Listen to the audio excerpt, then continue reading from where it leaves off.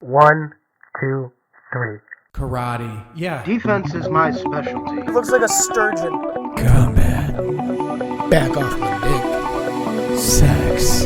Don't think I won't slap you. The Jewish rainbow? You wanna Snickers and chill? Mind control.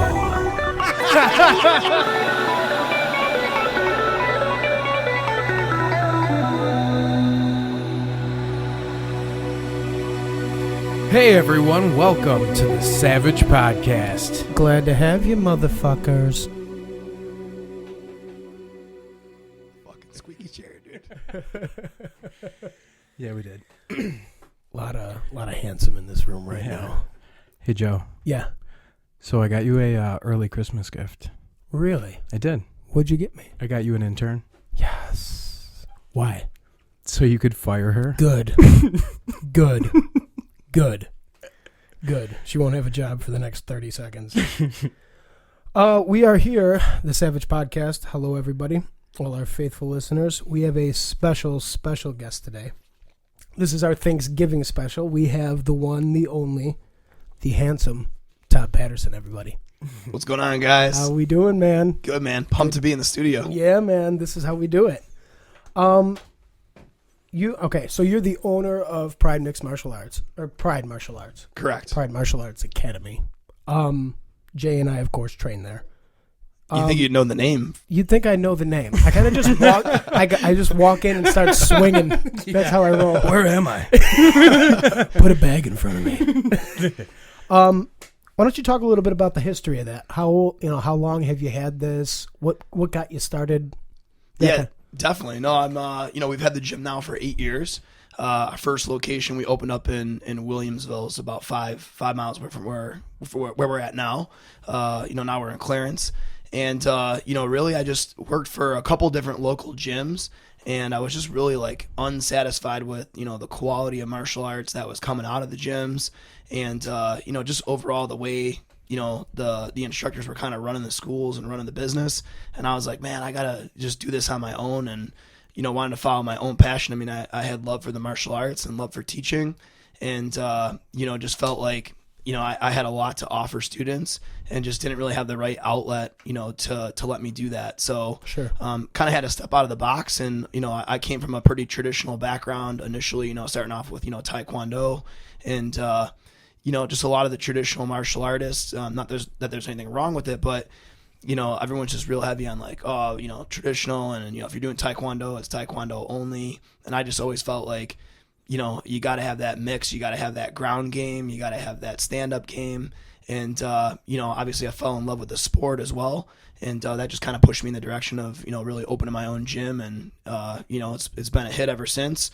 We just moved last January, almost a year now, to our new location. Big old location. Yeah. Lots of room, baby. Oh, it's awesome, man. 3 full training floors, 8 heavy bags, full boxing ring. We got a smaller cage, for functional training purposes.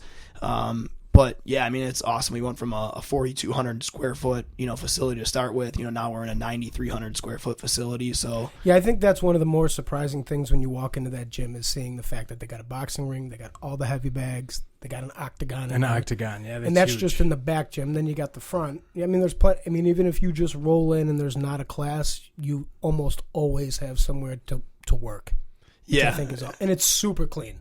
I've been in some nasty places. I've been in some nasty places. Yeah, so you know what I mean? Like, so what, dead hooker in the corner. Like, it's no good. That was my fault, by the way. Sorry. Hey, so I just wanted what if you could define what's different, what you would like, what you're proud of, that's different than any of the other schools in the area. Yeah. I think that's a great question. I think looking around at other gyms and instructors, like I said, just closed-mindedness. Every gym in the area, and it's getting better, but just everyone's like, oh, we're a jiu-jitsu school, or oh, we're a Taekwondo school. Sure. And the instructors are just like super closed off. I mean, I remember when I first opened, I was like, one of the things I wanted to do was promote, some good cross training, and I would get in contact with like these gym owners, and they're like, oh man, no, we don't mix our students, and it's like, I just never understood the purpose of that. I mean, I guess they were afraid to, maybe lose their students to, the best program in Buffalo. But Right. I mean, ultimately, it just comes down to like the more you can train and the more you network with people and the more you can learn, the better you're going to get and the better your students are going to get. And I think that's what really separates us apart from everybody else is just, our blend of styles and, just our being, being open-minded and not shut off to other schools. Now, when you, I'm sorry, Jay, when you first had the idea to open Pride, did you know right then and there that you were going to incorporate more than just Taekwondo and stuff into the gym? Yeah, absolutely. I mean, like I said, I came from a traditional background, but, I did a lot of traveling, outside. I mean, I spent, a good amount of time in New York City. Actually, one of my first jiu-jitsu instructors that I trained with was Gene Dunn out of New York City. So awesome guy. Right. At the time, he was, one of the first Americans to be a second-degree black belt. Yep. I mean, that's where I kind of got my passion for the jiu-jitsu portion. And honestly, I was a point fighter my whole life and, tore up the point fighting ring. But it came down to like, I was in the ring and I think I remember it was like in high school. I had some kid like challenge me and I was like, oh man, I'm such a badass. I'm going to mess this kid up. And like was in a garage and I got just fucking wrecked. Yeah. Wrecked. And I was like, man, like what happened? Like I thought I was like this really good martial artist and the kid was just a boxer. I had never been punched in the face ever because Right. that's just not Taekwondo. And Right. and then I was like, all right, yeah, I gotta really like, dig a little deeper into my martial arts if I'm gonna do this. And that's where I kind of get my love for kickboxing and striking. And, obviously since then, I've been in the ring, for amateur kickboxing. I've been in the cage for, MMA and, obviously still, doing jiu-jitsu. So I love how the when a person starts as a point fighter, whether it's Taekwondo or karate, and then they transition to a more sparring heavy version of it, how they keep their in and out movement and that quick movement. We were talking about Conor McGregor the other day and how he's able to snap back and move forward, and that's all from point fighting. Yeah, I mean, I'm sure it's a mix of things too. I mean, Sure. Don't forget the guy's, an amazing boxer. You know what I mean? Yeah, And was a champion. But I think McGregor, definitely trains Taekwondo, and you see it in his stance, you see it in his style, and one thing I can say about point fighting, a lot of people mock point fighting. They're like, oh, it's it's not really worth the time to train it, and MMA guys are gonna destroy these point fighters. And I mean, you look at some of these guys that are coming up, Wonder Boy Thompson and some of these other guys. I mean, they're all come from point fighting backgrounds. Yep. What's the new guy, young guy? He just he used to do like a lot of point fighting. I'm trying to think of his name, new fighter, but. Anyways, he comes in just straight point fighting style, and the guy's a beast. I mean, Yeah. he's handing people, left and right. Another good example. I mean, if you watch Glory Kickboxing, you look at Raymond Daniels. I fought Raymond Daniels. Did you really? I fought Raymond Daniels and got the shit kicked out of me. It didn't go great. It didn't go great. Did Guys you fight him in a kickboxing match or an MMA match? point fighting? Oh, no, oh, point you- fighting. oh, wow, you Yeah, wa- wow. He used to be a point fighter. Listen, I mean, just if I got a minute, Yeah. super quick, right? So this guy, I go to this tournament and like there's this, big black tall dude, 6'4", Raymond Daniels. I'm like, oh, who the hell is this guy? Got a table set up and he's selling DVDs. Whoa. Selling DVDs. I'm like, all right, let's check this out. I'm like, oh, it's in the DVDs. Like, these are my point fighting combinations. And I'm like, who the hell is this guy? Selling his moves before Sell- you fight him. Selling DVDs. I'm like, this guy, I'm gonna freaking mess this guy up, right? Get in the ring, got the shit kicked out, And then he sold you a DVD. and then I bought his DVD. Yeah, you have to. Can you sign this for me? So, You have but to. but now he's kickboxing, right? I mean, he's in Glory Kickboxing, and I mean, no, I think he just fought Nicky Holtzcomb. I mean, he's number 2, Yeah. in the division. But you see, same thing, like McGregor. You see that point, that in and out, that precision, that timing. Yeah. I mean, you see that point fighting style, and it does translate well into other arts. I think the first guy that I saw actually use a style like that was Lyoto Machida. When he first came out, and he came from a karate background, and when he first came out, I remember nobody could figure out that guy's style because he'd hop in and hop out, and everybody was always like, "What's going on here? Who is this guy?" And he would just use that in-out footwork to just tag and tag Right. and tag, and that's the karate. That's a karate. yeah. And when you're point fighting, I mean, I don't think I fully understand it, but I know that if you're in there too long, even if you score a point, you could get hit too. Oh yeah, absolutely. Yeah, So you got to it's be definitely boom, boom, boom, boom, boom. definitely that in and out game. So another thing that people kind of mock is any kind of forms.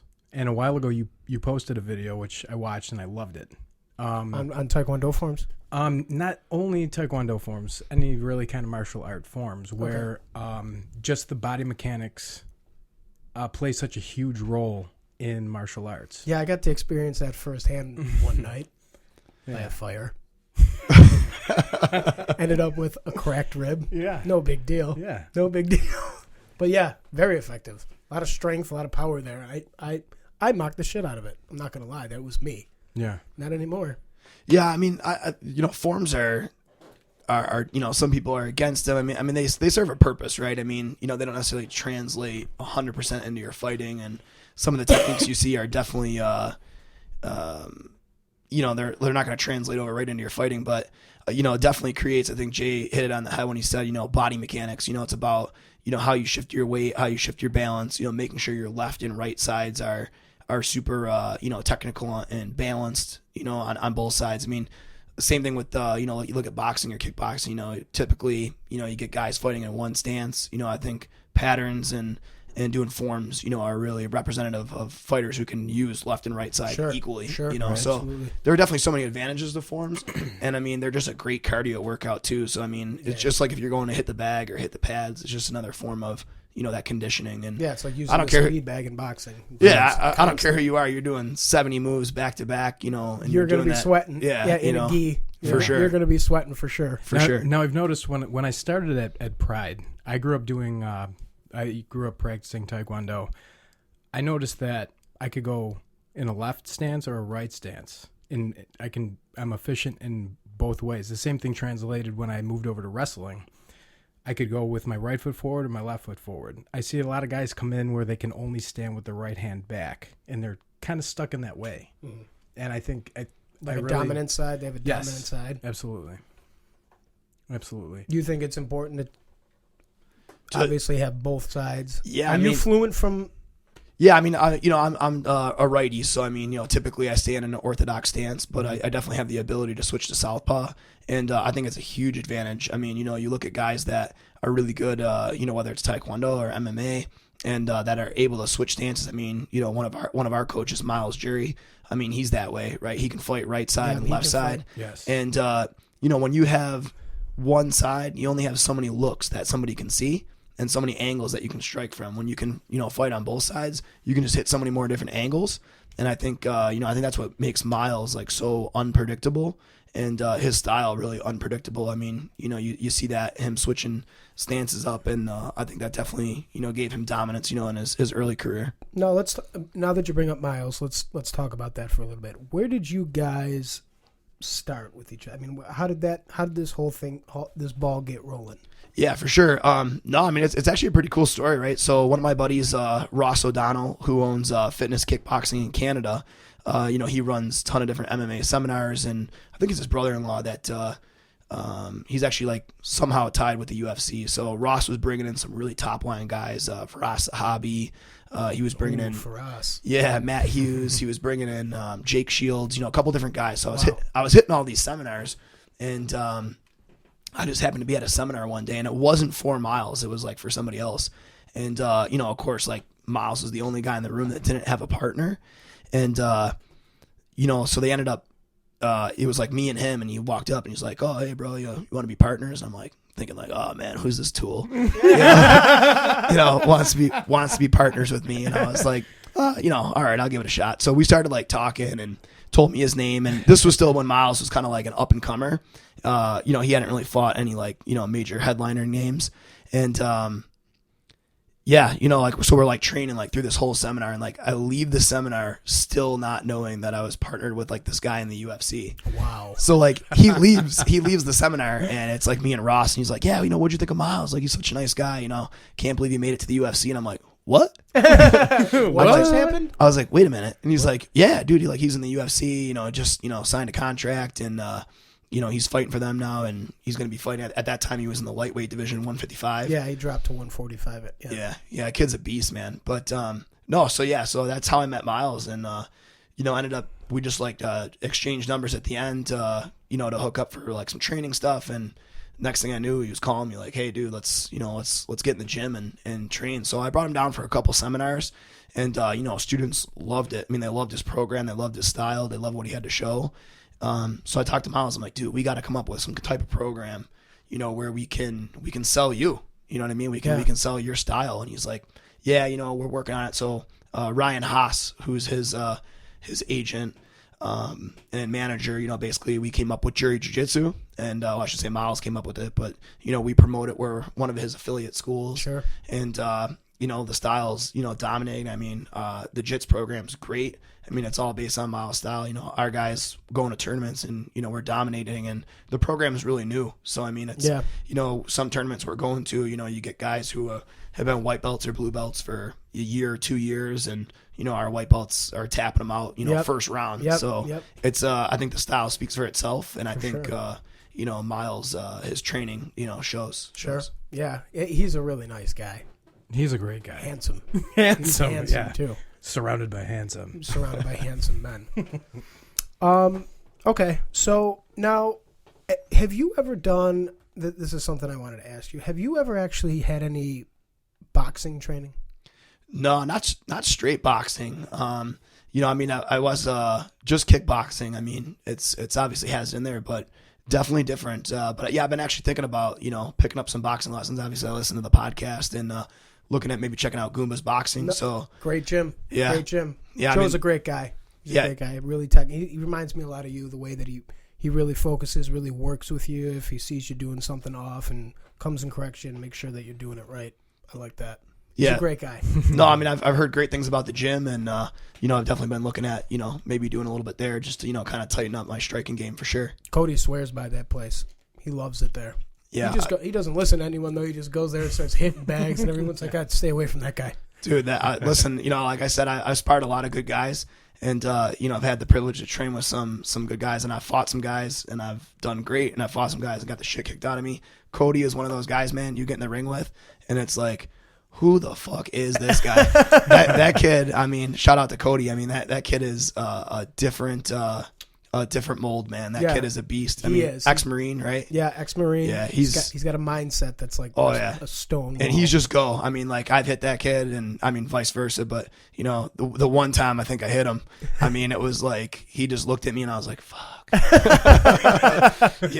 yeah. I didn't expect, honestly, I mean, I knew he was a really good wrestler. He's got cauliflower. I mean, he's been wrestling a long time. I didn't expect his grappling to be as good as it was in the MMA, like while that was all going on.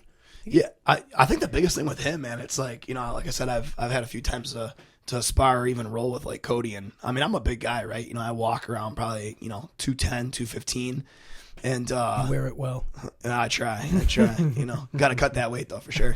But 210, 215, and like, I mean, Cody's probably 175, 180 maybe. Yeah. But like when he lays on you, man, it's like he knows exactly how to put his weight on you. Yeah. I mean, it feels heavy as hell. His pressure's ridiculous. Yeah, he feels like the same weight as Jay. Yeah. Kinda. It's like that. Sort of. Kinda. Jay's kind of heavy. His weight's better though. Jay's got It's handsome. You've got a handsome weight. Yeah. Jason Leah, buy it. Handsome weight. Yeah. .com. We got to talk about this. Let's talk about it. We got to talk about this. So, I did this thing on Twitter last night, right? Well, I love me some Renzo Gracie, right? Mm-hmm. You love you some Eddie Bravo. Yeah. We talk about these guys all of the time. Love it. We love 10th Planet Jiu-Jitsu. We love Gracie Jiu-Jitsu, all that. So all I did was I put a poll up, right? I just put it on the Twitter. And if you go on our Twitter, at Podcast Savage, you can see it. It's still there. All I said was, who do you think is more handsome, Eddie Bravo or Renzo Gracie? We had a cat fight. Did you see it at all? I didn't. I gotta check this out. Let's talk about this. We had a legit cat fight. Go ahead and look it up. I just thought it would be like like people. I thought about doing the whole, like, sometimes when you do a poll, you can say retweet for Renzo and like for, and then you can kind of compare them that way. But I just kind of left it open in case people wanted to comment. Well, let me just point out that I had to create a Twitter account at 3:00 in the morning when Joe woke me up and said, "You have to check this out. They're fighting right now." Yeah. So I go on there and I look, and it's literally these two chicks battling back and forth. I think one of them, I don't know too much about hashtags, but I think, what was it? Hashtag Fartbox? Fartbox got brought up. Okay. Can you pull that up? So I'm just going to go through some of the things. It started off nice enough. Sahara Yeager. Beautiful girl. Yeah. Beautiful girl. Where you just click on her name and we can see a picture? Yeah. Yeah, this is... oh, okay. Oh, she's a fighter. Yeah. Yeah. She's oh, damn, she's cut up. Yeah, I know. Sexy. Handsome. She's handsome as... Yeah, so all she said, the first comment she said was, I think, Henzo, right? And Alexa was for Eddie. I believe no. I think it was the other way around. You sure about that? I think Alexa. Yeah, you're right. I think Alexa was for Henzo. Yep, and Sahara was for Eddie. Eddie. Yeah. Okay, so it started off, kind enough, and they were going, okay, well, this is, he's, and then I think something got miscommunicated, and the jiu-jitsu game started getting brought into it. I started really looking at their tweets to see if they're real people. I think the one chick is from a different country. She said Alexa? I think so. This fucking one? Yeah. That's the one. Yeah, she's just a set of tits. Yeah. Huge fan of the podcast. Apparently. Not gonna lie, loves it. Loves it. Please, and I love her too. But please read some of the. So here's a couple of the things that went down. Well, Sahara said something like to the effect of, something about, do you even know what a triangle is? And then Alexa replied with, you couldn't draw a triangle. And then Alexa said, why don't you draw a bath and wash off that sass? to which Sahara replied, sass washes off easier than crabs, honey, but it seems you already know that. Which Alexa came back and said, maybe if you shut your ball washer and opened your eyes, you'd see how wrong you are. Sahara replies, I can shut my ball washer, but yours requires wiping. Your fart box smells like a hockey team. And then Alexa said, your fart box smells like a soup kitchen, probably the one you, quote unquote, train at. Sahara replied with, your face probably looks like a giraffe with GERD sharded on an overcooked ribeye. This was all over one question. This is just over who's more handsome. We had a cat fight. Not going to lie. Here's the great thing. How did it end? It ended, well, first, they became best friends. Yeah, did you see that? They love each other now. They Twitter hugged. She probably shared some cat photos. And then I went to sleep, and I was like, man, that was fucking wild. I wake up, and guess what? Guess who tweeted about it? Guess who had something to say about it? Henzo Gracie himself. I woke up to a tweet from Henzo saying, are you needing prescription glasses? What kind of question is that? Of course I'm more handsome. Henzo Gracie, everybody. Henzo Gracie came correct. I'll follow Henzo at Henzo Gracie BJJ. He's awesome. And also follow Eddie Bravo for 10th Planet Jiu-Jitsu. Henzo's awesome. We got to get him on here. Yeah, that would be great. I feel like I'm this close to getting him to call in. Yeah.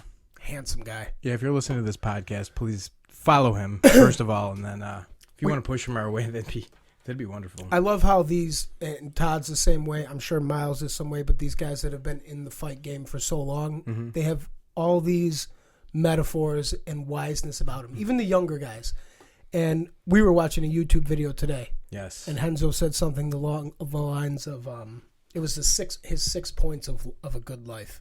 And the last one was, no matter what, you're gonna die. Right? He's like, after you're born, it is for certain you're gonna die. He's like, but between that point and this one, everything in between is negotiable. Negotiable. I was like, dude, you're a savage. Yeah, You are a goddamn savage. One real quick thing, though, I want to give a shout out to Richard Bang Zhang for getting promoted to Blue Belt. Yeah, that's Richard huge. Zhang, man, that kid. He deserves that. Yes, for sure. He's a beast. I mean, he's been training a long time, and he's definitely got his judo background, and put that guy in the MMA ring, twice for us, that he's been fighting and dominated both fights. I mean, just He's got a real unorthodox style that's really hard to pin down. He's really relaxed. Yeah, he comes from different backgrounds though. It's not just what we're learning. No, I know. He's where New York City? Didn't he train in New York City? Yeah, I think a little New York City. I know he was at Western New York MMA for a bit. He's jumped around gyms, but he's been with us now for I think 3 years. So I think he's kind of found a home. Right, and most importantly, he's Asian. Yeah, he is very Asian. He's very super Asian. I told someone, and this is no disrespect to Richard because I absolutely love Richard. We love you. I Richard. said there was a tall Asian named Richard at my gym, and they looked at me like I had 3 heads. I was like, that none of that's made up. I'm being for real.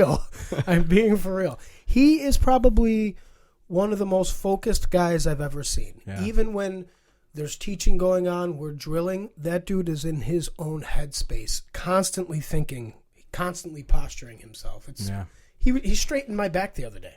I was doing something, and he's like, no. And he came over and he's like this, and he pushed my hips out, and I was like, that's 1,000 times better. Yeah. Were you on the toilet? Yeah. I was trying to drop it. I was trying to snap this deuce. And Richard came over and was like, no.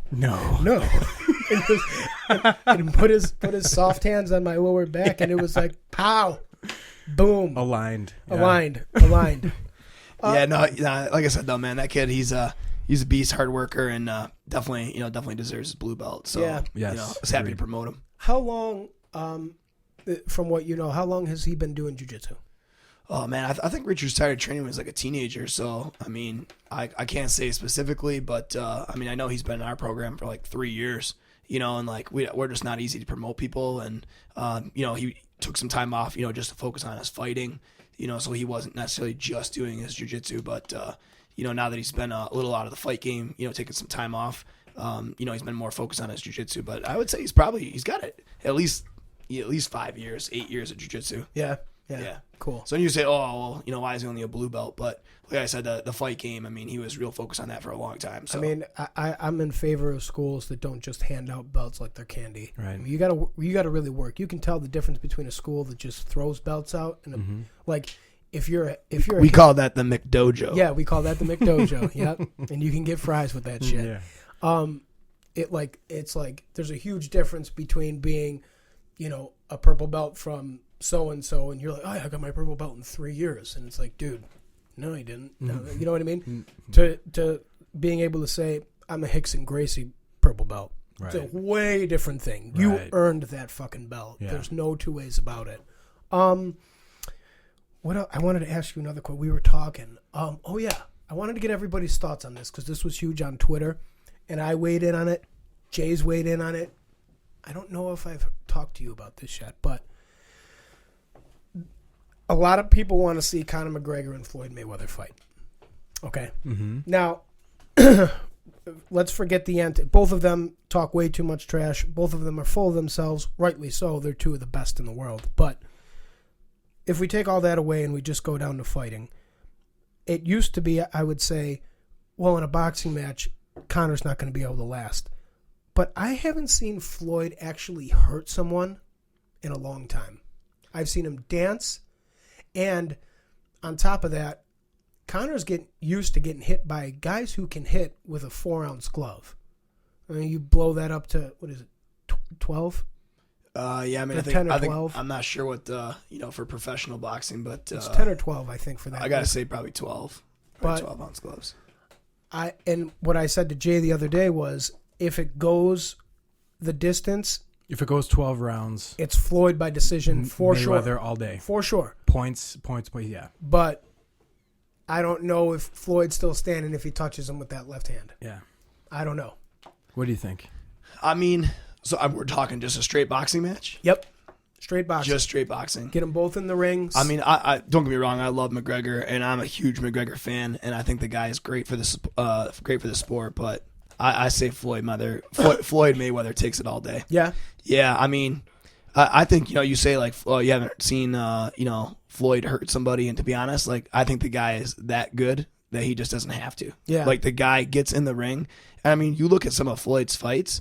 I mean, maybe other than say the Pacquiao fight, I mean, he just embarrasses people.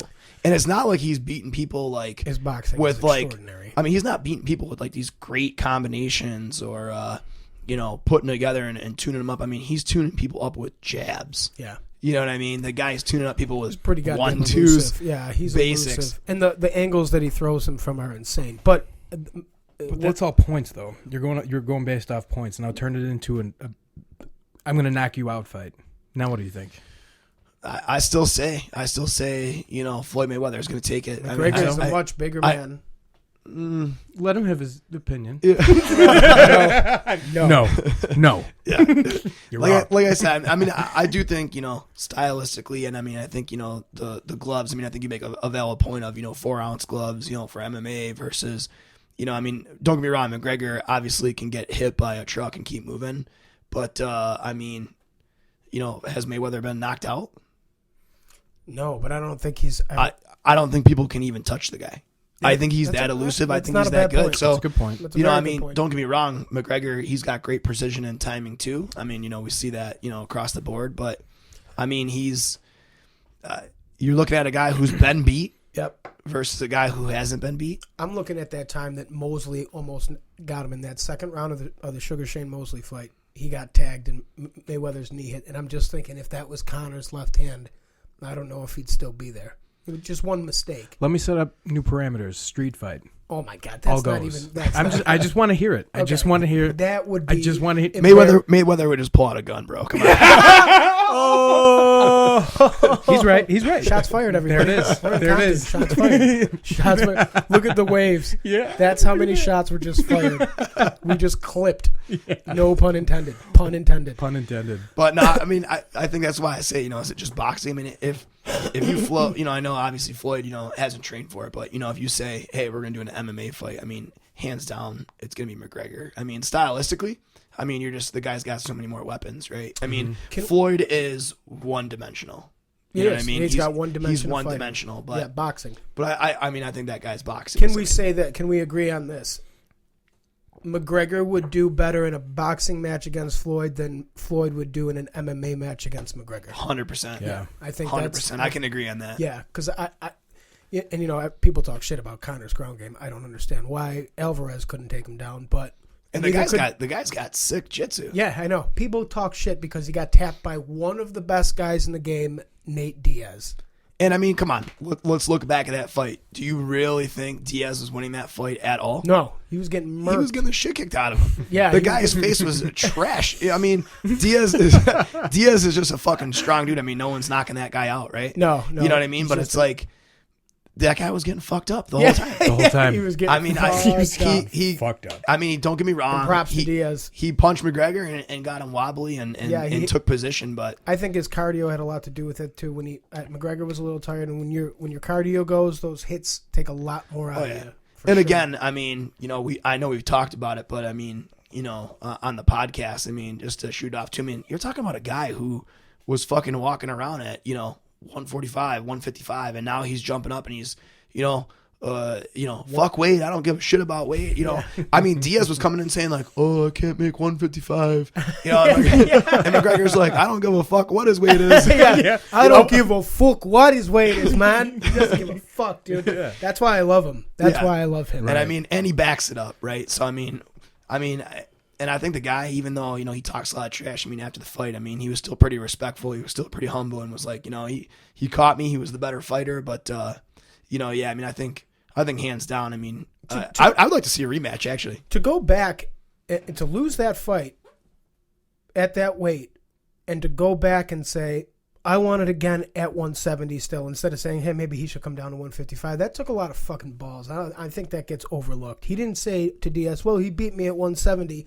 Let's go back down to 55 and see if he can beat me. He said, no, fuck it. I'm coming back up to 170. We're going to run this bitch back again. And he fucked him up. Dude, it was like, you're a doctor, bro. Good God, you Irish fucking doctor. But handsome. I guess my question for you is, you think Dana and UFC, they're going to try to set up, you think they'll do 3? I think it makes economic sense to do that. Yeah, I mean, I think they should just. Diaz got one, McGregor got one, and let's settle it. Yeah, I think it makes economic sense to do it. I just want to point out for all our listeners right now, Joe's so passionate right now that the vein on his forehead is popping out. I just wanted to point you should that, see the one on my I had penis. I had to put my guard up because I was getting attacked by head vein and penis vein. Here's a topic. Yes. You and I were talking about how Mark Hunt fought Brock Lesnar. Yeah. Okay, so did Mark Hunt... Wait, real quick, I got to stop you. Do you have a hard-on for Mark Hunt? Do I? Yeah. I have to because he's the fifth Samoan. Oh, you fucking out of love 6. that guy. There's 6 Samoans on the planet. Mark Well, Hunt, he The didn't- Rock, and Jay are 3 of them. Did he leave the UFC? He hasn't. I don't think he's officially left yet, but he is absolutely not happy. Yeah. Right. Talk about that. He's our ex-girlfriend right now. You know what I mean? He's like, he's blowing you up, but he doesn't want to fucking see you. You know what I mean? Yeah. He has something to say, but he's not coming over. Right. Now, Mark fought Brock Lesnar at UFC 200. The drug test, in everybody's opinion, could have come back before the actual fight. And Brock popped, and Mark got the shit kicked out of him in that fight. Yeah. And he's very, very angry. He wants to sue them. He wants most of Brock's purse. But a lot of people are getting upset now at Mark because he's just talking, and bringing it up all the time. I don't. Do you think he has a valid point, or do you think he should just swallow his pride and keep, move on to whatever he's wants to do next? That's whether what it's I feel. leave or come back. Yeah, because Mark's got a real dedicated fan base. He does not have to stay in the UFC to be Mark Hunt. Mm-hmm. He's forever Mark Hunt. You know, Yeah. that dude could go sell phone books. He's gonna fucking crush it. Yeah. If he hits you with that phone book, Yeah. you're going down. I bought one of his phone books. That's I had to. Was it awesome? I don't know. I'm afraid to read I'm it. afraid to read it.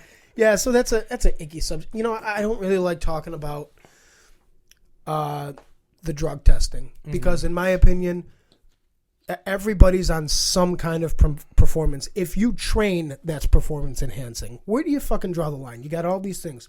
TRT, well, okay, you got an exemption. Oh, but this ratio isn't okay. Right. Let everybody do what the fuck they want, and then let's see where everybody comes out at. I say put them all on steroids. I just fucking inject them right in the eye. All 100%. He said Every athlete. in the eye. Yeah. He said, inject him right in the eye. Todd, when's your birthday? May 15th.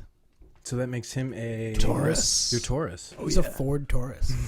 What are you? You're a. I'm Sagittarius. As Can we fuck. talk about? Please. Okay. You're an Aries. I'm an Aries.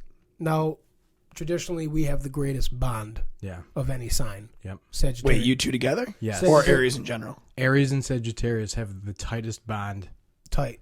in the stars. Tight. Yeah. It's like bear pussy. Tight. It's like a frog's ass, and a frog's ass is watertight, baby. And you had a convo with someone who's really into astrology, yeah? I did. She was teaching me all about it. What'd she tell you? She told me everything. So according to the celestial body, we're on opposite ends. Don't talk about me like that. Yeah, watch your mouth when you're talking to me. And I guess everything, because we're both fire signs. I'm talking to you like you're my girlfriend. I prefer that. Sagittarius. Can I get some of that money? So Sagittarius and Aries, I guess, line up. They're both fire signs. I dated a water sign once, and I guess it said that she was going to put my fire out, and I was going to boil her fucking water. And it Turns out happened. I burned her house down. I burned down the whole fucking town. Yeah. How dare On you? my way out.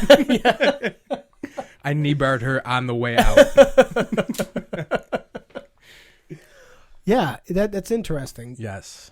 Like, even when we have a I don't think we've ever argued. No. I don't think it's possible. It's written in the stars that it's not going to happen. Yeah. If the Buffalo News says it, it's true as fuck. Yeah.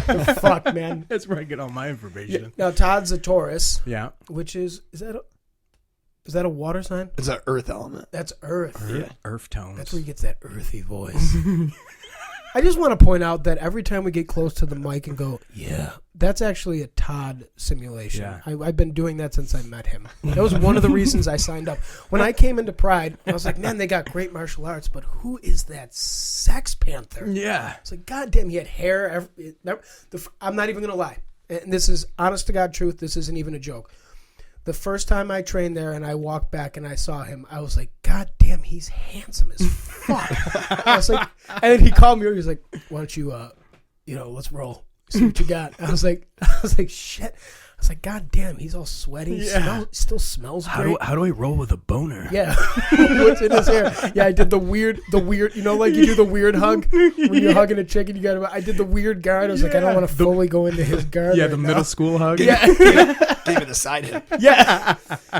And I was like, shit. Is that why you gave up your back so easy? That's why I gave up my back so easy. It had nothing to do with the fact that I had no skills. It was the fact that I was afraid. I was like, if I turtle up, he'll never know. Are we cuddling right now? Yeah. You're making it worse. I wasn't sure if that was your penis or your arm. Both. Yeah, he omoplotted it. Yeah, I remember. I'll never forget that first day. I came back there. I was like, who is this tatted up? He had, tattoos. He was throwing kicks and shit. I was like, who is this guy? I'm nervous.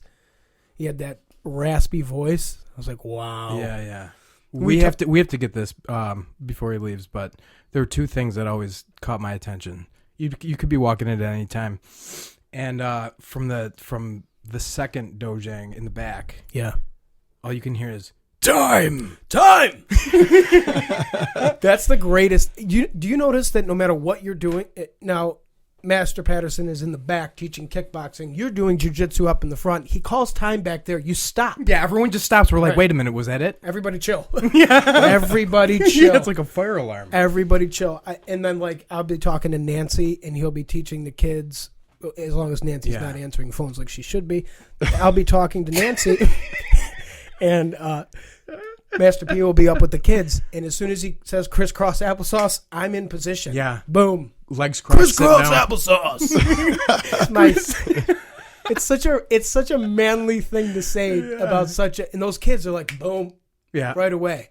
I really think your voice, the power of the human voice, I really think your voice has a lot to do with how people respond to. Maybe not as they progress. They start to progress, like especially the younger kids, and they start to gain a respect for you and trust in you. But initially, your voice, it's like a lion. A lion's voice actually paralyzes its prey. When it roars, it causes, if you hear that shit, fucking antelope are like, I'm not moving ever. I don't know what that was. Same thing with his voice. You ever notice that? It's like, kids are like, what is that? What is that? It's like a loud phone sex guy. Crisscross applesauce, baby. It's amazing. Amazing. Okay, what did you want to? I have to give a shout out to someone. Please. First of all, let me just quickly cover the main card. We're going to go over this again Tuesday, which will be aired Thursday. This episode will be aired Monday, tomorrow. UFC Fight Night, Sao Paulo, Brazil. Bader versus Nogueira. Bader knocked him the fuck out. And UFC Belfast, which was a fucking fantastic fight for a fight night. Musasi. Gegard Mousasi versus Uriah Hall. That was the rematch. Hall won the first one in a bit of an upset, and Mousasi literally beat the brains out of Hall in the first round. I called Uriah Hall. He's explosive. He's fast. He reminds me of Anderson Silva. And I had a bet with @_Rainscar. I was talking a lot of shit, and she's just a beautiful chick. And I was like, she doesn't know what the fuck she's talking about. What happened, Joe? I lost the bet. You lost the bet. Yeah. Can I ask you what you owe her? A shout out. Yeah, a shout out and a phone number. A shout You better out be and a phone fucking number. coughing up them digits. Yeah. I owe her buying me dinner. So Intern. You're fired. @_ RAYNESCAR Rainscar. She's part of the Sav Army now.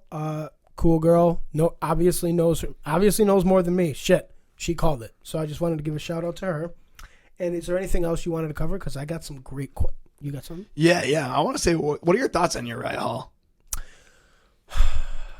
like, you know how I got to start and everything. I mean, you know, it came on the Ultimate Yeah, Fighter. I've watched him had since. one of the most freaking vicious knockouts, right? Spinning heel kick. It's like he's like this untapped potential and now it's to the point where I feel like it may never be what it could have been, but he started off as such an explosive, scary fighter, and then once he got to the big leagues, he just kind of flopped. And it sucks because if he hits you, that's it. That's fucking it. That dude's dangerous. There's no doubt about it. He just may not be. I think he'd do great in Bellator. Yeah, I definitely think he needs to look at, you know, switching out UFC and looking at other promotions because, yeah, like I think, you know. And that's fine. Everybody doesn't have to be in the UFC. I mean, I really think, and I like the guy. Yeah, I like him. He's got an awesome style. Like I said, he's little Anderson, you know, Silva stylish, and you know, I definitely, like I said, man, I remember seeing him, you know, on the Ultimate Fighter and just seeing that knockout and that kid laying there for 5 minutes. I mean, everyone thought he was dead. Yep. I mean, that spinning heel kick. I mean, that guy, like you said, just vicious. But yeah, I think he needs a real overhaul of his ground game because Gegard Mousasi, who is veteran par excellence, he held him down. And Uriah is a strong, sinewy, scary black guy. He is just sexy and shredded, and he's strong as fuck. Mousasi held him down with one arm and beat his face in. Yeah, beat the fuck I was like, out of him. "What? Get up! Please get up! Please no, Uriah! Please don't make me look like an idiot in front of this chick." Nope, I look like an idiot. Did you have anything else you want to cover? Because we got 5 questions here, and I'm excited. we got Todd Patterson again in studio. Now remember, Todd, throw us out some plugs for Pride. I want so people know where to go. Website, Facebook. Give us what you got. yeah, definitely, man. Pride Martial Arts. I mean, easiest way to find us, you know, is through our website, just buffalokickbox.com, all in one word. And, you know, the phone number for the gym's 565-0202. That's how you get a hold of Nancy. That's how you get a hold of Nancy. She's awesome on the phone. She's the best. She is the best. Yeah, she does. She All knows the shit exactly what she's doing. All the shit we talk, we love Nancy. I love the shit out of Nancy. I hate her. I'm just kidding. I love her. I have her. You know how her last name's Universal? I just have her in my phone as Universal. Yeah. That's it. I know. No first name. No first name. Just you don't need it. Universal. Yeah, like the gym. Yeah. So, but yeah, just, you know, buffalokickbox.com or, you know, the address you can find there too is 9135 Sheridan Drive, and that's Clarence, New York, 14031. Very conveniently located in Buffalo. Yes. You're always near Sheridan, aren't you? Yeah. If you're not near Sheridan, get near Sheridan, asshole. You know Exactly. what I mean? Yeah. Exactly. Yeah, no, Sheridan to Maine, I mean, even if you're coming from, you know, a little bit of a hike, I mean, you know, 90 off Transit's right there. So, I mean, it's... And you're there for an hour and a half anyway, so you might as well take the hike. It's for better. I mean, my shape has improved. You know, everything that they do at this gym, and I love this. And I just want to point out, one of my favorite things about this place was when I first started training there was none of that cliquey bullshit that you get involved with. I immediately was friends with everyone, and I fucking love that. I was going to bring that up, actually. That was the first thing I remember you ever telling me, that's why you stuck around. Yeah. And I've noticed that if you go to other gyms, it is very cliquey. Yeah. You know, you have your people over there, oh, you know, we're better than them. We're going to... Everyone from any form, anything we're doing, whether it's kickboxing, jiu-jitsu, whatever it is, it's a brotherhood. We picked Reese up from school. Yeah. He needed a ride. Reese needed a ride. We were there for him. It's a family. Whether it's Mr. Morales, Ryan, Brett. Brett, we love you. We love you. Brett, we got to get you on this podcast. You and that stinky ass hair. Got it. Oh, he was Todd and Brett were doing a technique the other day. We were doing an arm bar from the seatbelt position with back control. Okay. And I finally saw it. You know how I always say, I don't know how this motherfucker is. That dude, he was on Todd's back. He was on Todd's back, and he was his back. Oh yeah, he's has got more muscle than I do in my entire body. He's shaped like a wrestler. I poked it for sure. I poked It's it. that farmer strength, man. He looked like a shaved gorilla. I was like, what are all these? You just walked up during their match. No, I really did. Chris was like, "What are you doing?" I was like, "Look at the muscle." So you seeing this? You know, completely. Sure. You know, screwing up the technique, but it was just like it looked. I don't know how to explain it. It's like bubble wrap. I was like, what is all this stuff? That dude is so goddamn strong for his size. It's stupid. Yeah. But anyways, Great group of guys. Great. I love every single one of them. Yes. You know Bill had his baby? No. Yes. Oh, shit, yeah. Yes. Shout out to Shout out Yeah. to Bill. Yeah. Boy, girl, what? Boy. It's a Name? boy. Hunter. Hunter. Is his last name Gatherer? That'd be awesome. Hunter Gatherer Nichols. Awesome. Good job. Oh, so they had a baby gorilla because that kid's going to be a pressure. He probably came out of that uterus just pressure. Came out on his He own brought accord. everything with him. Sup. Got the doctor in an ankle lock. Sup. Dude, the best part, I just want to put like his kid and my kid, just throw them in the cage and just see what happens. Yeah. Age Like 2 my- months old. Yeah, 2 months old. My kid, Yeah. he's got no knees left. How many black belts does your kid have already? I figured he came out with at least 2. Yeah. Just in case. Yeah. What a powerful name, too. Max Patterson. Maxwell. Yeah, Maxwell. Yeah, he's awesome, man. Powerful. He's going to be handsome. Yeah. Those are 2 good-looking people. Sam and Todd, they're 2 good-looking people. That's going to be a pretty baby. Okay, so let's move on to some questions. So we got 5 questions. The first one is actually directed towards you, which I thought was interesting. This is from Max Juarez. Todd, which black belt degree in Taekwondo was the hardest to earn? Oh man, that's a great question. I thought so. Yeah. That's a great question. Thanks, Max. Yeah, for sure. Shout out to Max. Yeah, definitely a great question. Name too. That's a great name, man. My son's name.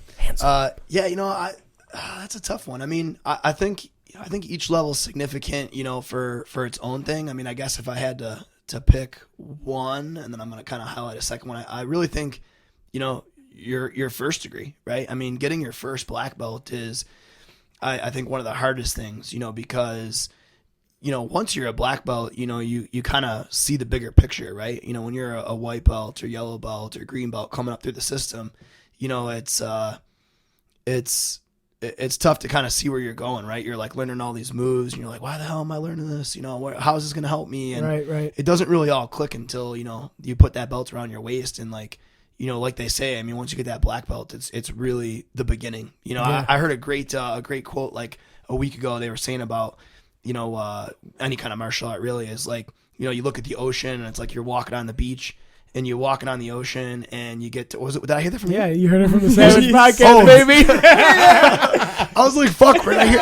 I'm like, I heard this awesome thing. I gotta repeat this. So, I was motioning to you. Let him go.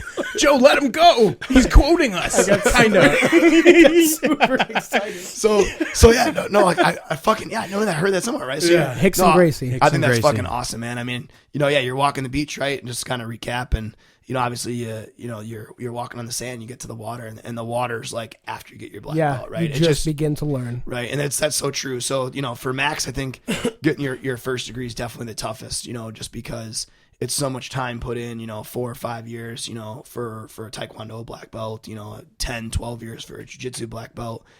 And for sure, I mean, that's a long time for anybody to look at smaller goals to reach an end goal or really a start goal, I should say. Okay. But then I think after that, I mean, the degrees in between are definitely challenging, but I think 4th degree would be the next one. I mean, in Taekwondo, 4th degree is when you become a master, and I think that's where it's not just looking at the art from a technical standpoint, but really about what are you doing for the art and how are you influencing other people with the art. It comes down to your contribution to the actual martial art at that for point, sure. right? And I think that takes a different type of person, right? Not everybody achieves 4th degree because some people are, hey, I'm in it for myself, I'm in it for the technique, and they never really see that other side of what martial arts has to give other people And giving it back. Yeah, so I would say that's probably the next challenge. But Okay. I mean, they're all tough. That was a great question. That's dude. a great question. Thanks, Yeah. Max. Thank you, Max. Question 2 from Alexa. No shit. This is Yeah. this is boobs. Yeah, This is- yeah. This is Tits McGee. Are you guys single as fuck? I am single, and if any of my girls heard that, I'm sorry. But technically, I'm single. You bastard. I knew you'd be mad. I'm so mad I'm going to text you later about this after I listen to it again. Single as fuck. Jay single. Yeah, no, I gotta say I'm happily married. So I Good. mean, happily Very married. happily married. Yeah, my wife, she's great, man. Great family over there. So Sorry, Alexa. Sorry, Alexa. We don't even know where you're from. I mean, Yeah, who let's- are you? I am single. She wants to be on the show, You and we have can't- no idea anything about her or why she deserves to be on the show. I'm not going to Serbia. That's just a guess at her skin tone. That's racist as hell. So we're gonna just drop that. He saw her tits in Serbia. Serbia. Yeah. Okay. Question 3. Oh, this is a good one. This was anonymous. This was just sent in through the Gmail, and I didn't copy down the whole Gmail. It was a long ass.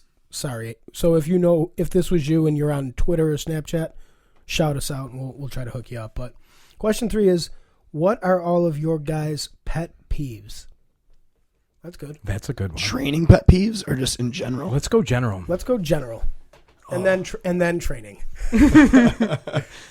You go first, the guest. Oh man. Okay. Let's see. General I pet. might add that you look very festive today. You look very. Don't you like that? Can you call the intern and have her take a picture? Intern Oh, she's fired. gone. Intern. Pet peeve. My biggest pet peeve. Oh man, that's a tough one. That's a tough one. Come back to me. Okay, Jay. I gotta get a minute to think. Jay, pet peeve. I can't think of I have a lot of them. Oh, I got one. I gotta jump in. Wow, that was quick. Welcome to the Savage Podcast. Was it? Yeah. Did you want your own podcast? Listen, show? fuck you. I outrank you. What is it? I think it's something that you just did because as soon as you started talking, Todd was like, I know what mine is. Yeah. It's being Samoan and having awesome hair. Hate it. Go ahead. it. No, I think close talkers, man. Oh, people who lean right in. Yeah, the fuck. And it's they freaky. always. Did you ever notice the close talkers? They always have the worst breath. Yeah. It's like What the it's like fuck? an assault on your senses. Like, what are you doing here? You're too close and your breath stank. Yeah, you come any closer, I'm going to owe you child support. Jay. Okay, so it's starting to snow out, right? As you're driving, you get those fucking assholes. I'm going to get you going, actually, because the eyes are rolling back and everything. You grow up in Buffalo. You should know how to drive, right? And if you don't, stay home or in the right lane. Yeah. Then you get those Go to people. Serbia. Right. Yeah, we'll look for dem tits. Yeah. Help us out while you're over there. Bring them back so we can put them on the podcast. I know you're dying to say something over there because that vein is pointing at me. Just keep going. That's the only one I can think of right this second. Only because it happened to me on the way to here to If Studio you can't One. drive in the snow by now, I mean, if you're a grown man and you're 40 years old and you've been living in a state or a city that has snow all the time and you're still driving like a jackass, you missed the boat. Right. You fucked up a long time ago. And I understand how people go slow. That's fine, but stay in your lane. They should just have open season on those fucking people. You don't need those people. I'm serious. It drives me fucking nuts. Sorry. about that. The best thing when you get a shitty driver, like, not that I've ever done this. But when you get a shitty driver, like, you just like get that little ball of snow that like collects up by your windshield wiper, and just make the badass snowball. Just chuck it at him. Yeah, for sure. Open your window. I need to race. Accident. Accident. Don't actually do that. Don't do that. My pet peeve is when people describe. Well, my biggest pet peeve, everybody knows, is reality TV shows and people who talk about them. I hate that. Mm-hmm. But my another big pet peeve of mine is when people use descriptive words to describe food. My least favorite word in the world is moist. I can't stand it. It makes me cringe. I love that word. It actually makes me. It can make me physically ill. Really? Yeah. Moist and Yeah, snooky? dude. Ooh. Dude. Okay. Oh my god, I'm gonna rub my balls on your toothbrush. But like, why are you so against Snooki? And moist. Minus reality TV, we know that. 'cause Well, you said that's that. the biggest reason. Just That's why. because, yeah. Because she got hot. I mean, She's good looking. hot doesn't always do it for me if you're not as smart as a Oh bag yeah, of dicks. Right. She's dumb for Yeah, sure. dumb as a box of rocks. Like she's famous, but she did nothing to achieve that. But I mean, we're in America, right? and that's fine. You don't if you can get yourself out there without really doing anything, that's great. It's not really Snooki. I hate that name. It's not just Did her. you see that vein? Yeah, I did. It's not just her. Eyes up here, Todd.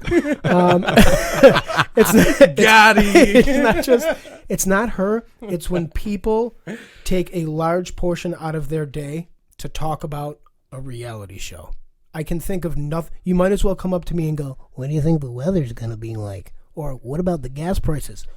Just shoot me. I can't. Ugh. All right, I got one for you. So you don't like reality TV, but what about The Ultimate Fighter? I mean, that's a reality show. It is a reality show, but it's really real because you're getting punched in the face. Yeah, it doesn't get more real than that. Yeah. Now let a quick one for training, since we're going to do this one more time. Training pet peeve: bad hygiene. I hate when people have bad hygiene, especially when you're rolling with them. I haven't really experienced this at this academy, but a couple other places that I've trained at, there were some guys there that I had one guy.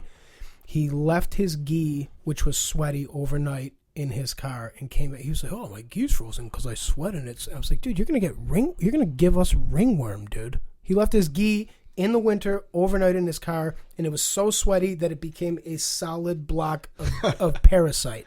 Oh yeah, and then he was like, "Yo, I had to thaw it out before I got here." I was like, "Don't touch it. You're in my circumference right now." So you're giving away all your secrets, huh? You do realize that that's 3 things: Yeah, snooky, moist, stink. I can be beaten now. That's when you tell the guy, "Your fucking training floor is outside." See that snow mound over there? Start shrimping. Jay? Let's see. Mine is okay, so when somebody's trying to do something and they're doing it wrong, and somebody that has no idea what they're doing comes up and says, "Oh yeah, that's good. Yeah, keep going." You and I especially are the type that'll walk up, and you probably want to do this, but we, get it fucking right. Do it this way. Yeah. Do it fucking this way. I mean, I guess that's the way I learn. I need a drill sergeant to fucking put it in my head. Yeah, I had words with Reese actually at kickboxing. Right. Because as soon as Master P walked out of the room, he started going. I was like, "No." I got right behind him in his ear. I was like, "No." Yeah. Like, you're fucking doing it wrong. There's no point in doing it over and over again unless you're doing it yep, right. Yep, practice. But I guess that's the way I learned. I need to be fucking kicked in the head and said, set straight, or else I'm just going to do what I'm thinking I'm doing right. Right. Yeah, I think I got 2. I mean, I think one is kind of to tag along on Jay's a little bit. As an instructor, it's like I might not know every single thing, and you may come up with a better way to do something. But like just like Jay said, it's like you show somebody something, and you're like, try it this way, do it this way, and it's like, well, how do you know that works? It's like, because I fucking knocked somebody the fuck out with it. yeah, pretty evident. Because of that guy in the corner sleeping over there. And they're like, wait, you knocked somebody out we once? kept him. I'm like, no, that's how I beat every guy. We kept him. So, but no, yeah, I definitely agree. People like not listening to the instruction and definitely, yeah. I mean, not that every technique is going to fit for you, and you might come up with some valid points, in training, and questions are always good to ask, but like, yeah, instructors are giving you their knowledge, so they know what they're doing, and listen to them and rep it. But I think the second thing, training wise, I think that's a big pet peeve is hygiene's a big one too. Yeah. But I think the other one for me for training wise is just like guys that want to go 100% all the time. And what I mean by that, I don't mean like effort. I don't mean by effort, right? Yeah. I'm talking like the guy that's like, hey, let's get a quick rolling session, and it's like the guy wants to go 100% and take your leg home for weeks, and it's like, dude, like you don't get any. I think Jay, you kind of mentioned it last week on the podcast. He did. You were talking about kind of light rolls and or even light sparring for that fact, right? For like kickboxing and MMA, it's like you don't have to go 100% to have a good training session, and honestly, you can't learn when you're going 100%. No, you can't. You absolutely. And Jay, yeah, you did bring that up. And I think me and you have been talking about that for a while. What me and you discovered really early on when we were coming to Pride on the off days and rolling, that not only because of our size difference, but if we rolled at 70%, we had a little more time to think. Right. There was no selling out, and you could we had a 45-minute rolling session. Yes, we did, and without any breaks, and without just any breaks, flowed. we just went, and it felt so good. and it was great too because not that particular one, but we've had rolling sessions where we would go, and one of us would be in a position where we could tap the other person. We would go into it. We would both mutually agree, okay, Yep. I understand how I got here. Yeah. I understand how he put me here. Yeah. And then we would give it up and then just keep moving into the next position So, and how yeah. to put the defense That's on how you and learn. roll out of it That's how into you learn. something on the offense. If you got a guy who's just trying to bury you and smash you, it's like you don't learn, and actually he's not learning anything. Right. Because all he's doing is smashing you. He's going to come up against someone who has flawless technique, and that style is not going to work anymore. I think kind of with that too, like, I mean, to tag on that same pet peeve too, is like the guy that's got that. Don't get me wrong. I mean, it's good. Everyone should have like their one technique, right? Their signature move that they're gonna get anybody Sure. with. You know, Ronda Rousey, right? You're getting armbarred, right? That's how she's winning. But it's like Right. on that same line, it's like, you know, you have that one guy who hits that same move every single time. It's like, okay, we get that you can armbar me, right? We Yeah. can get that you can knee bar me. Let's see what else you can do. Yeah. You know, like, I mean, I think it's good to have that one key move, use that for your tournaments and stuff, but like to get better and to train, you got to be versatile. You know, you got to practice all your shit. You got to use all the weapons available to you. And that goes the same with martial arts. Yeah. You don't want to learn one martial art. You don't want to learn one move. You got to be multifaceted Right. to be successful. And this is actually a great segue into a question that you sent in to us. Joe and I talked about it on the air. the best way To train. We're just curious what you think. No, I think you guys nailed it on the head. You know, a little more like a test question for you guys. I mean, I think it's all about, you know, learning to. I think pathways, right, was the word that you used, Joe. Yeah. I think that's huge. You know, just having a pathway from every move and understanding a flow system, like Jay said. You know, that's the way to learn. You know, I mean, don't get me wrong, there's a lot of great gyms. You know, you could show a move and then you could show the defense for that move, right? And you could practice both, but it doesn't really get both guys working. So I think it's key to just, you know, understand how to move from one position to another and how to like chain your submissions. You know, I'm going to go for this arm bar. Oh, that arm bar failed, so now I'm going to hit this triangle choke. Oh, that triangle choke failed, now I'm going to hit an omoplata. And knowing how to move from one submission to another, as well as obviously, you know, you're changing positions. I think that's the best way to teach, you know, a curriculum. Another thing is that if you're out there training and you keep going for the guy that's your size, body type, and I learned this a while ago. I used to get frustrated because everyone was taller or bigger than me. The more body types you can train with, the better. Yeah. I've just found that to be true because when I go against someone like Richard, I'm like, oh God, it's because I don't train with him enough. Your body will learn to adapt to that. Right. 100%. That's a good point. Okay, that was cool. Number 4. A festive one. Oh, Jay. Jay, what is it? This is what's your favorite Thanksgiving food? I hate it. Next question. Yep. What do you like? That's a good one. Probably. You look like a squash guy. Did a girl send that or a guy? That girl sent that. Yeah. Go figure. That's their department. Go figure. She's blocked. It's probably our intern. That's why she's fired. As Yeah. fuck. See ya. Thanks for the question. Fill my coffee on the way out. I'm gonna go with ham. I'm a ham guy. Don't I look like a fucking ham? Isn't that fucking Easter? Yeah. Aren't you American? No. Ham. Fuck off, ham. Jay's favorite turkey-themed food is ham. Yeah. And Todd. Go ahead. What's yours? Oh man, my favorite. I like myself some green bean casserole. Oh shit, dude's coming savage. with green beans. Trying to act like he eats healthy around the holidays and shit. Between my cookies, I enjoy green bean. I said green bean casserole, you fuck. I didn't say green beans. Did you ever see that shit though? It's like fucking. There's nothing healthy about that. Delicious. But it's so good. It's delicious. It's So good. So I good. like to take everything that's available And mix it. and put it on a giant bun and eat it. I Yeah. don't care what You're a it is. sandwich guy. You just like make random sandwiches. Can't you tell by my gigantic thighs that I'm a sandwich guy? I'm definitely a sandwich guy.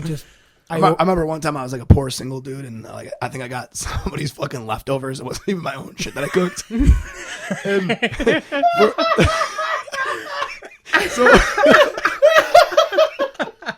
Was it someone at least you live with, or did you He just walked into a house. No, I think it was like that house. I think it was like a student or something at the time. They were like, a dorm refrigerator? Mr. B, can I leave my dinner in the fridge? yeah. You can just leave it out. Nancy, what'd you do? Just leave it out. Sorry. But no, yeah. So like, all I had was like, they didn't give me anything good. They didn't give me anything good either. I just got like, I mean, it was tasty, but they just gave me like some fucking stuffing. So it was like in the tinfoil. I opened it up. And So you know Todd's crying right now. I opened the tinfoil. I'm like, the fuck am I gonna do with this? So same thing. I just fucking grabbed 2 pieces of bread, Some other guy's bread. stuffing sandwich. That was really, that was fucking hilarious. Oh my God, that hurt. So stuffing's my Survival food. Oh my God. Holy shit. Okay. Dude, I do love stuffing on a sandwich, though. He's right. That should be butter. That was your stuffing. Yeah. Is that where that one guy at the end of the block's missing bread, the other guy's missing stuffing? What happened here? Oh, that was really funny, Tom. Oh, God. And our fifth question, our fifth and final. Okay, this comes in from Mike. Mike from Kenmore. Before we do that, well, maybe we should talk about who the fuck we are, huh? yeah, contact us at Gmail. That's podcastsavage@gmail.com. Send in your questions there, comments, anything you want. If you want to see something on the show, we don't really care. We're not going to listen. But if you have questions, send them in. Hopefully you're on the air. Twitter, @% Jay's favorite, at Podcast Savage. Hit us up. We're blowing Twitter up right now. Yeah, we are. If you want to be friends with people who are basically Henzo Gracie's best friends, that's us. hit us up. Follow us. Also, hashtag SavArmy, hashtag handsome. And Snapchat. Savage space AF, which stands for as fuck. Right. And now... YouTube. Where are we, Jay? Yeah. We're on YouTube right now. So just search The Savage Podcast. Yeah. And fucking subscribe. Yeah. If you're going to go there, you might as well subscribe. We're going to have some fun, exciting shit coming up there. We're going to do some how-to videos. Yes. Some training videos. And just general how to get through life like a savage videos. A short little clip. So if you're not subscribed, you could miss out on that stuff. Right. So definitely check that out. And another avenue to check us out. It's not made yet. Right now, it's currently in the works of being made. But we're going to have a website. We're coming out with a website. Well, yeah. Website. What was it? One more time? I've had 6 coffees. Yeah. Half of them I snorted the What's grounds. in the coffee? Yeah. Yeah. Wasn't that your pet peeve? Maca root. Boner. Yeah. So we have a website coming out. Yep. We'll announce that in the future. We have a little bit of a gift for Master P. Yes, we do. We didn't tell you about this at all. We wanted to make it a little bit of a surprise. We know how much ALS means to you. What we're going to do, we'll talk about this on the next podcast that we have you on. Sure. But what we're going to do is on the website, we are going to have somewhere where people can donate for the ALS cause. And that's going to come all the way, it's going to come from our listeners and for anyone that wants to donate. Like I said, we'll talk about it next time, but we're going to put that up so that people can donate towards the cause of ALS. Excellent. Beautiful thing. That's awesome, man. Beautiful That's super thing. awesome. And just so you know, we've got fans in Trinidad and Tobago, countries with the word "and" in them. Yeah. Doing these analytics and stuff, Jay's huge into analytics. I think it's just because it has the word anal in it. Yeah. But he's huge into analytics. Yeah. He's huge into it. And we've got we're kind of hot in some places that I didn't even think they had computers. Jordan. We are in Jordan right now. We have listeners in Jordan. Named after the great Michael Jordan. Michael Jordan. Great country. Yeah.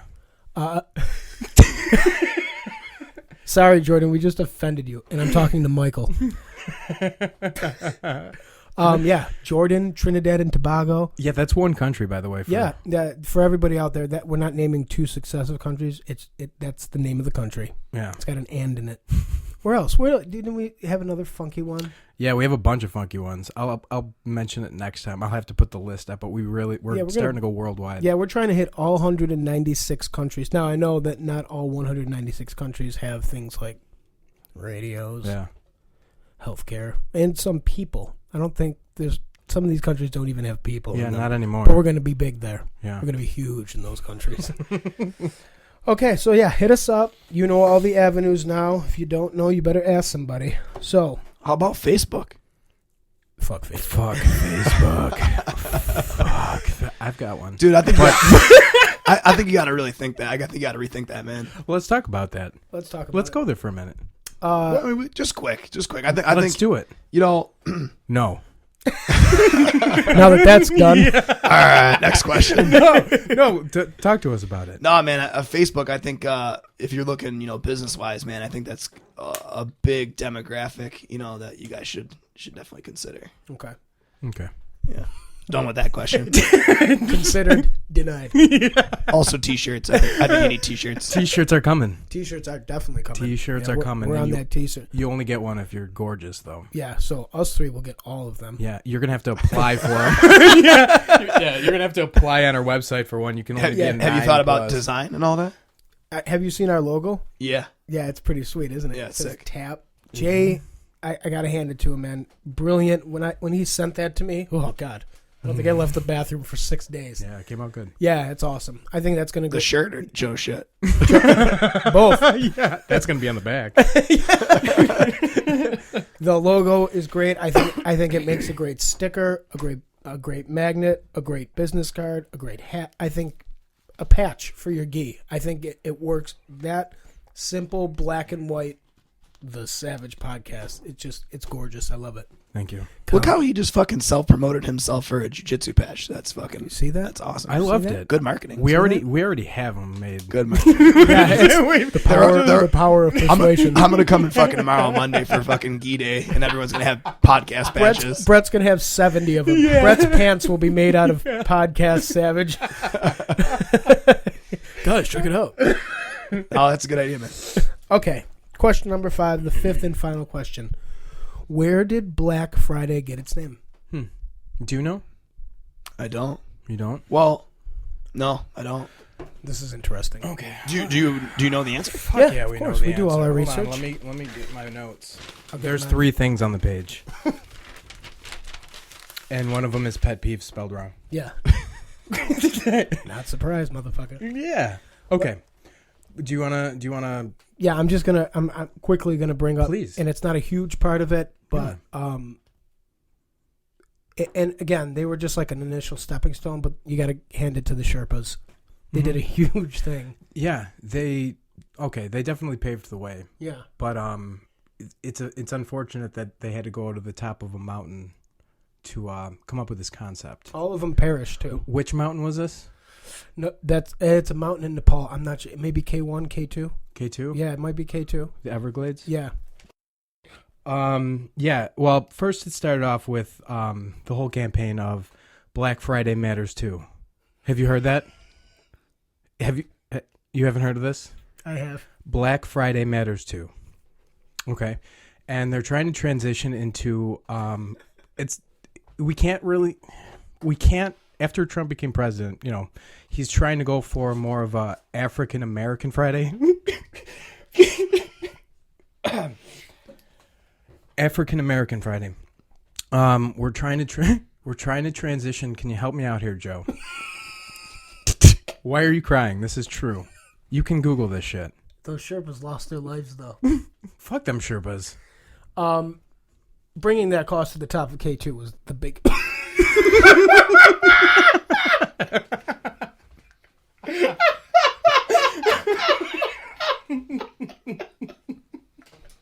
Black Friday matters.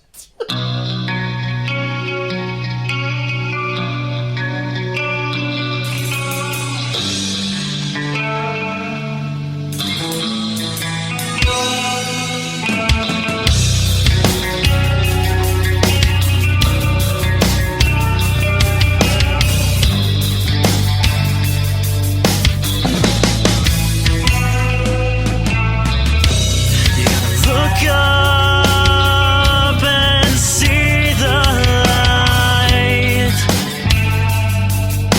shining through. Never forget